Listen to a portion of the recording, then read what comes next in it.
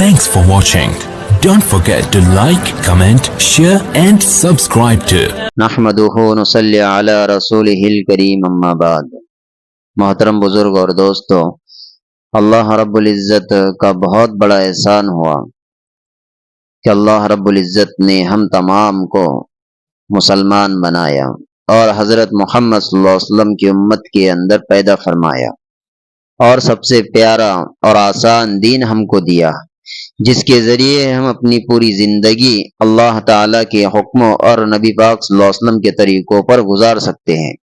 اگر ہم دین پر چلیں گے تو اس کے بدلے میں ہم کو دنیا کی اچھی زندگی اور ہمیشہ ہمیشہ کی جنت ملیں گی، کہ اللہ رب العزت نے ہم تمام کے اوپر ایک مقصد دیا ہے، اور وہ مقصد ہمارا اللہ رب العزت نے خود فرما دیا کہ اللہ رب العزت قرآن کے اندر فرماتا ہے کہ افحسبتم انما خلقناکم عبثا وانکم الینا لا ترجعون، کہ تمہارا یہ گمان ہے کہ ہم نے تم کو یوں ہی بیکار پیدا کیا کہ تم ہمارے پاس لوٹائے نہیں جاؤ گے۔ تو اللہ نے خود ہی دوسری جگہ ارشاد فرما دیا وَمَا خَلَقْتُ الْجِنَّ وَالْإِنسَ إِلَّا لِيَعْبُدُونَ، کہ ہم نے انسان اور جنات کو محض اپنی عبادت کے لیے پیدا کیا ہے۔ اور اللہ رب العزت نے 5 وقت کی نماز کو ہم پر فرض کی ہے تاکہ ہم اللہ تعالی کی عبادت کرنے والے بنیں۔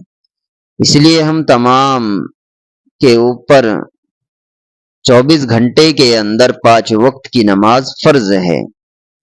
اب یہ فرض ہم کو ادا کرنا پڑے گا۔ اگر ہم فرض نماز کو جان بوجھ کر چھوڑ دیتے ہیں، اگر ہم ایک فرض کو قضا کر دیتے ہیں تو اس کی سزا بھی بتائی گئی۔ اس کی سزا، ایک نماز کو قضا کر دینے کی سزا 1 حکم جہنم میں جلنا ہے۔ اب 1 حکم کی مقدار 2,88,00,000 برس جہنم میں جلنا ہے، اور اسی کو اگر ہم ادا کر لیتے ہیں تو 3,35,54,432 نیکیاں ہم کو مل جا رہی۔ بتاؤ کہ اتنے تھوڑے وقت کے اندر اتنے نیکیاں کون کما سکتا ہے؟ لیکن اللہ رب العزت نے ہم تمام کے لیے اتنا بڑا ثواب رکھا ہے، اور آج ہم نمازوں سے دور ہے، آج ہم اللہ کے گھروں سے دور ہے، آج ہم کو شیطانوں کے اڈوں سے آباد کرنے کے علاوہ دوسرا کوئی کام نہیں۔ آج ہم شیطانوں کے اڈوں کو آباد کر رہے ہیں اور اللہ کے گھر کو ویران کر رہے ہیں۔ اللہ تعالی ہم تمام کو 5 وقت کی نماز پڑھنے کی توفیق عطا فرمائے۔ وآخر دعوانا الحمد للہ رب العالمین۔